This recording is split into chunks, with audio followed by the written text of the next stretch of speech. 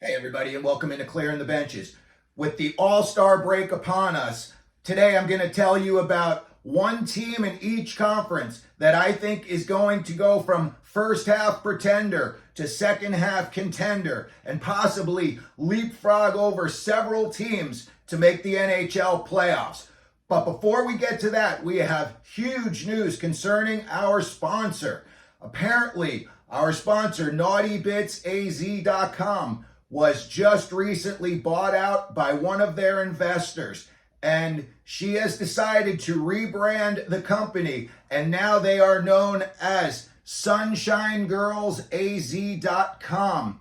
As always, you can put CTB10 in the code and you'll still save your 10% off. They're going to have all the great shirts that they had over at NaughtyBitsAZ.com. So definitely look over and check out SunshineGirlsAZ.com and find yourself something that you'll like for yourself. Now, getting on to the two teams that I think are going to be able to put it all together. They had rough first halves, or let's just say they underachieved in the first half compared to what their expectations were coming into the season. So the two teams that I think are going to be able to pass all these other teams, they definitely have a long and bumpy road ahead of them. So we're going to start off out west. And I believe the Seattle Kraken are going to be able to pass a few of these teams and get themselves into the playoffs. According to my calculations, using 100 points as the marker for what would get you into the playoffs, Seattle's 21, 18, and 10. So they would probably need to go about 22 and 12, 23 and 11 down the stretch to get in. But I think with their roster makeup, and they are playing some teams, bottom feeders, Anaheim, San Jose, winnable games. And, this year they're getting good goaltending. They found their goalie of the future in Joey Daccord, that's for sure. He's having a good year. Everyone got to see what he could do when he played in the outdoor game, and he really made a name for himself. And coming out of ASU, I'm sure a lot of teams did not expect Joey Daccord to be as good as he is in the NHL. So you want to build a team that's going to win championships from your goalie, defense to your forwards. Seattle's in pretty good shape as far as their goalie's going. Back end, Vince Dunn, 37 points this year and a +1. And, to be honest with you, when you talk to people about Seattle this year, disappointing is usually the word you hear.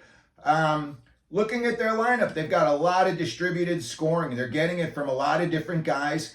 And again, these guys are all having, slow first halves. If any or all of them catch fire in the second half, Seattle could be a handful to deal with, especially if they make it in the playoffs. McCann's got 20 goals for them. Tolvanen, Eberle, Schwartz, they're all helping out with goals as well. And something that I saw too when I was looking at their numbers, and I was a little bit surprised at, but Matty Beniers has kind of been bitten by the sophomore slump. He's only got 6 goals, 13 assists for 19 points through 44 games. And surprisingly, he's a -11, and then you look at the opposite side of that. Tomas Tatar came in, he's a +12 for them. So he's been doing really well. But again, if a guy like Beniers, can get it going in the second half, and if he's able to put up, 40 points in the second half of the season, it could really help Seattle, in their drive to make the playoffs. So I'm going to say that out of the West, Seattle is going to be the team that's going to pass these other teams. They're in there with Nashville and Arizona and Minnesota. A lot of teams that are all going to be trying to fight for that wild card spot. But I think when the dust settles, I think it's going to be Seattle that's going to get in the playoffs. Heading over to the East, another huge log jam, around the wild card spots. It seems this year like the 1, 2, and 3 spots in all these divisions has kind of already been locked up early in the year. And yeah, some of those teams, may swap positions, but they're not going to drop out of the top 3. So a team that I see in the East Coast, in the Eastern Division, that is definitely underachieving, but right before the All-Star break, they started to figure it out a little bit. The Buffalo Sabres. They're coming into the break at 22, 23, and 4, but they're 6 and 4 in their last 10.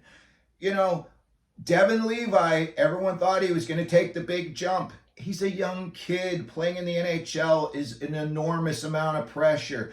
Maybe you have a good week and you think you're on top of the world, but 2 bad games, you know, and it gets in your head, and maybe it can kind of throw off the next 2 or 3 weeks of, you know, your playing ability because you're thinking too much.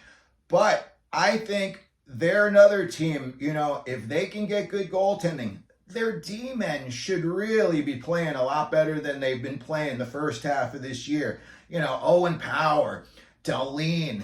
Dahlin's a -12. To me, he's not the type of guy who would be a -12. So I'm going to say that maybe he had an off first half of the year.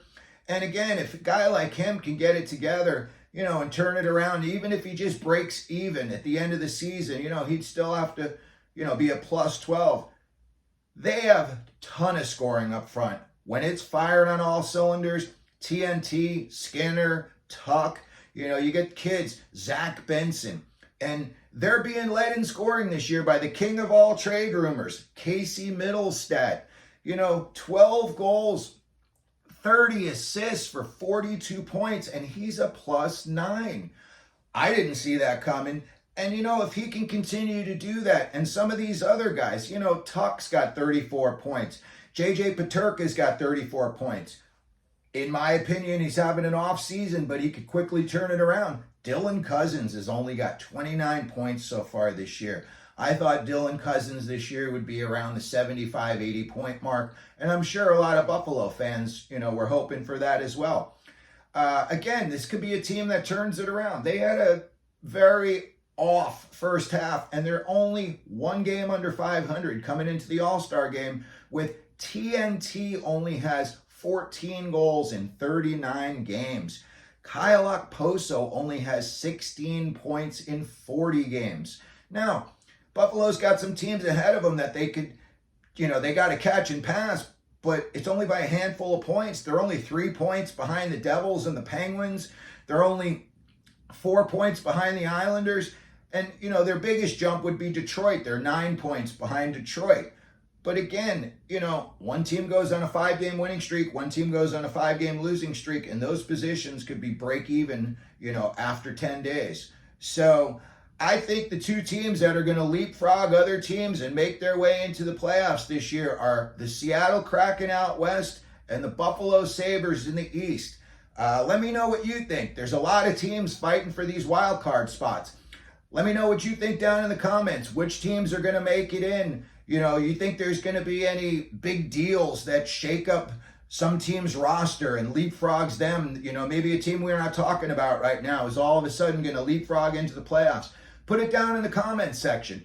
And if you could, please hit the like and subscribe buttons. And as we always do here at Clearing the Benches, let them know you're out there.